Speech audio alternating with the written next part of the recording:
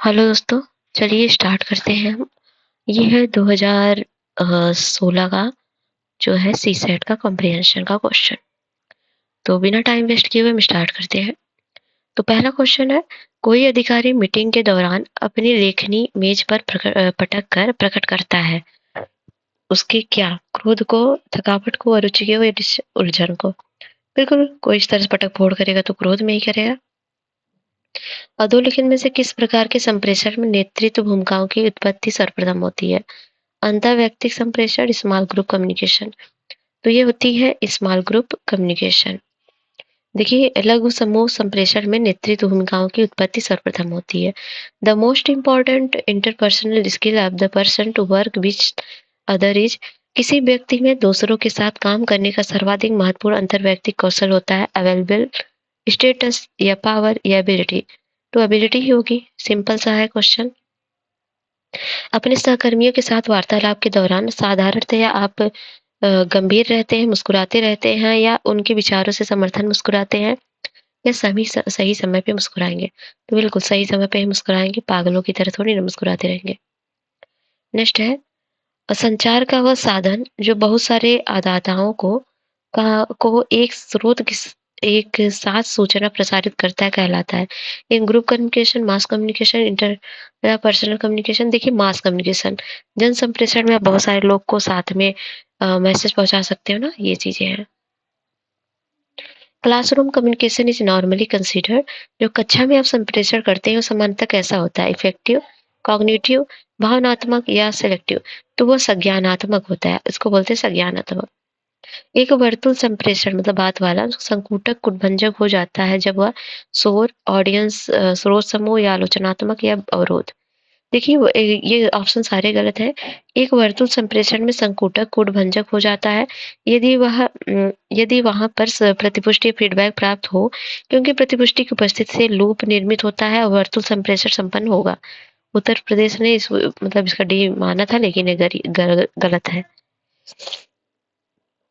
Telephone द्वारा संप्रेषण क्या है? रेखीय है, अरेखीय, यांत्रिक है? तो यांत्रिक है, क्योंकि आप मैकेनिकल कम्युनिकेशन कर रहे हैं, आपकी आवाज चेंज हो रही है। मतलब चेंज इन द सेंस कि पावर मैग्नेटिक में चेंज होती है ना, क्या बोलते हैं? ठीक है। मौखिक संप्रेषण में सबसे अधिक महत्वपूर्ण होता है अ, आप इसे कैसे कहते हैं, ये चीज। आप क्या कहते हैं ये नहीं, आप इसे कहाँ कहते हैं ये भी नहीं, इसे कब कहते हैं ये नहीं, आप इसे कहते कैसे हैं, ये इंपॉर्टेंट होता है। मौखिक संप्रेषण सबसे महत्वपूर्ण बाधा है खराब श्रवण। बिल्कुल, अगर आप किसी की सुन ही नहीं रहे हो, बोले जा रहे हो बकर बकर, तो खराब चीज है। मौखिक संप्रेषण की प्रभावशीलता का वक्ता की योग्यता पर निर्भर करता है। Simple language, long language. Simple language, आप किसी से बात करो, सिंपल लैंग्वेज करोगे तो उसको समझ में आएगी। बाकी बड़ी बड़ी बातें करोगे, जटिल बातें करोगे तो समझ ही नहीं आएगी। अपने सहयोगियों एवं अधीनस्थों के बीच संवाद स्थापित करने का सर्वोत्तम विकल्प होता है। कौन सा विकल्प होता है?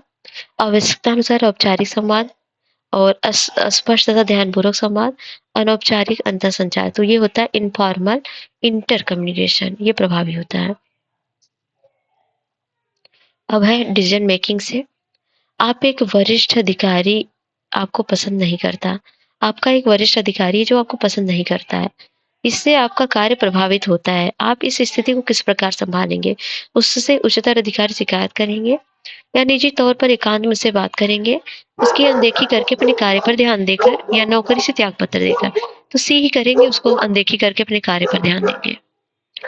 आपका अधीनस्थ छुट्टी चाहता है, पर उसकी अनुपस्थिति में आपके कार्यालय का काम प्रभावित होगा, क्योंकि वह उस काम के लिए मुख्य व्यक्ति है। आपको चाहिए कि उसके मामले को अपने उच्च वरिष्ठ को संदर्भित कर दे, छुट्टी मंजूर कर दे, दूसरे व्यक्ति को उसका काम करने को कहे, या फिर उससे मिले छुट्टी के कारण के बारे में चर्चा करें और उसकी उपस्थिति की आवश्यकता के लिए उसे मनाने का प्रयास करें। तो डी करेंगे, कॉमन सेंस का, इन सब चीजों में आप तेज होंगे, भले ना करते हो ऐसा कुछ। 15 है, निर्णयन के बारे में निम्नलिखित कथनों में से कौन सा सही है? यह कार्यवाही जो निर्धारित करने का काम है, इसका अर्थ है विभिन्न विकल्पों में एक विकल्प चुनना, और यह नीति निर्माता का पर्यायवाची है। पहला तो सही है, कार्रवाई को निर्धारित करने का काम करता है। इसका अर्थ है विभिन्न विकल्पों में एक विकल्प को चुनना, ये भी सही है। नीति निर्माता का पर्यायवाची, तो ये गलत है, ऑप्शन हो जाएगा बी। नेक्स्ट है, बस पर चढ़ते समय कोई व्यक्ति अचानक आप पर चिल्लाने लगता है, तो आप क्या करेंगे? उस पर वैसे ही चिल्लाएँगे आप, या फिर कंडक्टर से उसे शांत करने के लिए कहेंगे, या चिल्लाने का कारण जानकर मामले को शांत करेंगे, या उस पर क्रोध करेंगे और आगे शांत करेंगे? तो आप पहले चिल्लाने का कारण जानेंगे, फिर उस मामले को शांत कर देंगे। आप अपनी बीमार माताजी के लिए दवा लेने जा रहे हैं। कुछ दूर जाने के बाद किसी तेज चलते वाहन से कुचल गए बच्चे को आप देखते हैं, जिसका चालक भागने की कोशिश कर रहा है। आप क्या करेंगे? तत्काल घायल बच्चे को पास के अस्पताल में ले जाएँगे, वाहन चालक को पकड़ने की कोशिश करेंगे, या फिर पुलिस को घटना के बारे में सूचित करेंगे, घायल बालक के माता-पिता को सूचित करेंगे। तो पहला कर्तव्य तो यही होगा, जिस बच्चे का एक्सीडेंट हो गया उसको पहले हॉस्पिटल ले जाएँ, बाकी के काम बाद में। नेक्स्ट है, निर्णय संबंधित समस्याएँ हैं। भय, उम्मीदों से भय, भय एवं झूठी आशा, तो भय एवं झूठी आशा ये समस्याएँ हैं किसी निर्णय को लेने से। आप एक बड़े व्यवसाय वर्ग के निदेशक मंडल के सदस्य हैं। किसी विशेष मुद्दे पर आप मंडल के निर्णय से सहमत नहीं हैं। आप क्या करेंगे?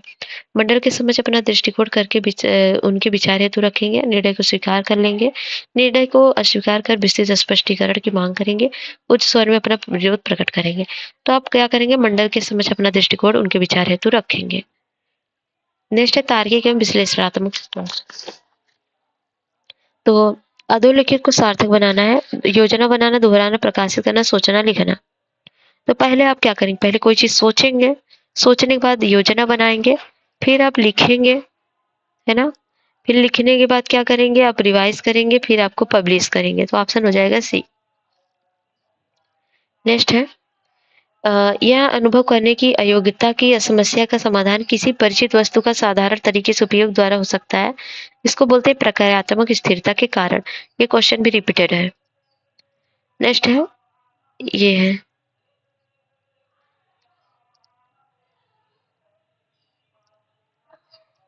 ये रीजनिंग के क्वेश्चन है शायद।